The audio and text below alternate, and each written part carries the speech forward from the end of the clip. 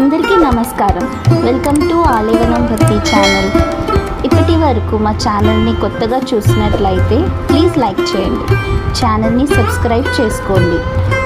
మరిన్ని మంచి భక్తి వీడియోస్ కోసం పక్కనే ఉన్న బెల్ ఐకాన్ని యాక్టివేట్ చేయండి.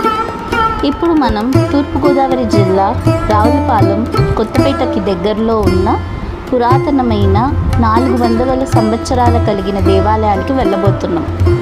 ఈ దేవాలయం చాలా విశిష్టత కలిగిన దేవాలయం. అదేదో కాదండి, ధనమ్మది. కొంతమంది ధనమ్మ తల్లి దేవాలయం అని కూడా పిలుస్తారు. ఇప్పుడు మనం ఆలయానికి వెళ్ళే దారిలోనే ఉన్నాం.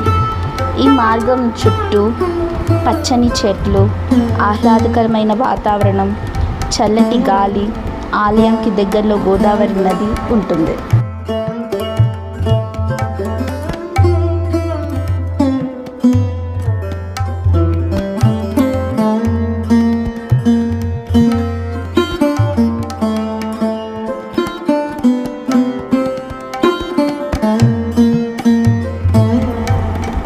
ఇప్పుడు మనం ఆలయంకి 1 కిలోమీటర్ దూరంలో ఉన్నాం.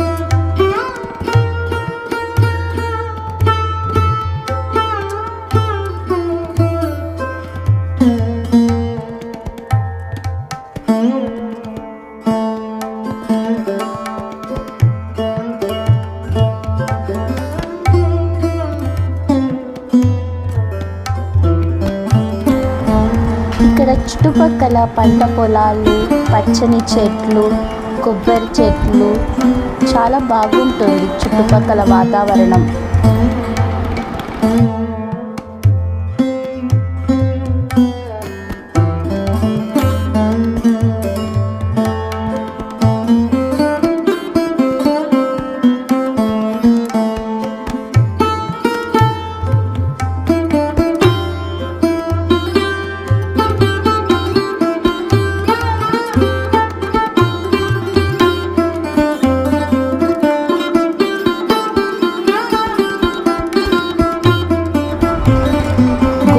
నది ప్రాంతం కావటంతో ఎర్రమట్టి ఎక్కువ దొరుకుతుంది. ఇక్కడ ఇటుక బట్టీలు ఎక్కువ కనిపిస్తాయి. ఇల్లు కట్టుకునేవారు ఇక్కడ నుండే ఇటుకల్ని తక్కువ ధరకి తీసుకువెళ్తారు.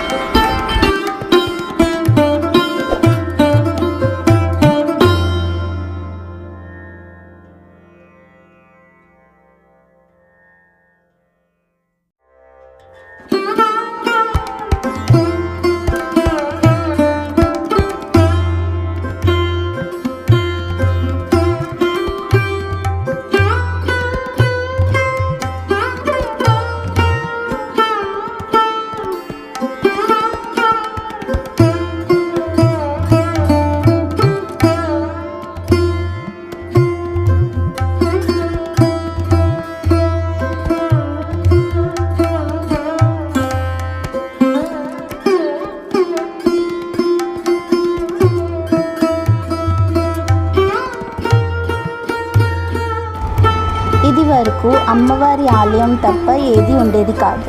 ఇప్పుడు మనకి వెళ్ళే దారిలో చిన్న చిన్న దేవాలయాలు చాలా కనిపిస్తాయి.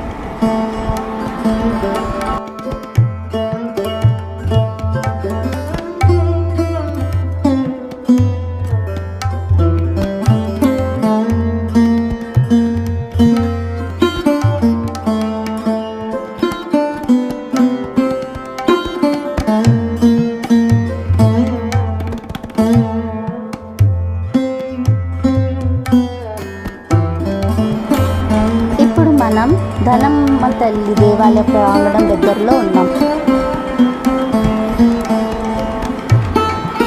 ఇదే ఆలయ ప్రాంగణం. చుట్టూ విశాలంగా ఆహ్లాదంగా చెట్ల మధ్యలో చాలా బాగుంటుంది. ఇదే ఆ దేవాలయం.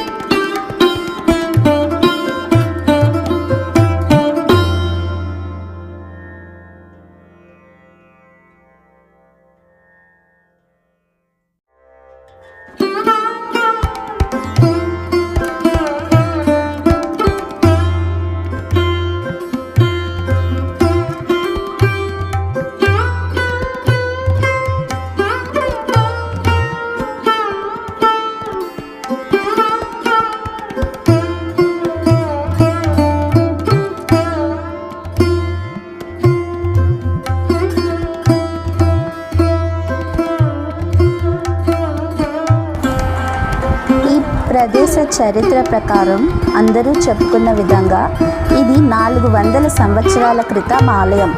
ఇక్కడ పొలాలకి వెళ్ళే ఒక రైతుకి అమ్మవారు సంచరిస్తూ కనిపించేదిట. ఒకరోజు ఆ రైతు కల్లోకి వచ్చి ఆ అమ్మవారు, నేను పక్కనే ఉన్నాను, రాయి రూపంలో ఒక రావి చెట్టు దగ్గర వెలుస్తాను అని చెప్పింది.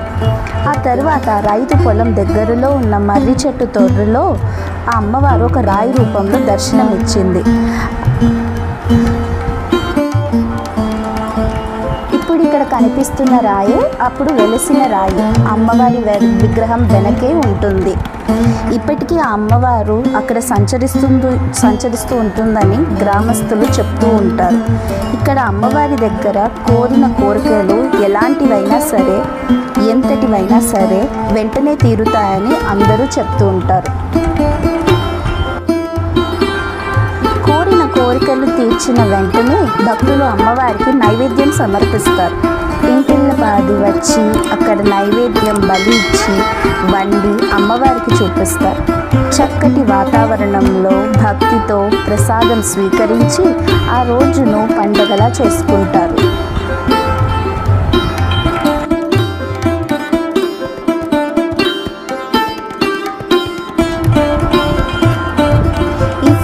కనిపిస్తున్న పూజారియే మొదట ఈ ఆలయం నిర్మించినప్పుడు ఈ అమ్మవారికి సేవ చేశారు.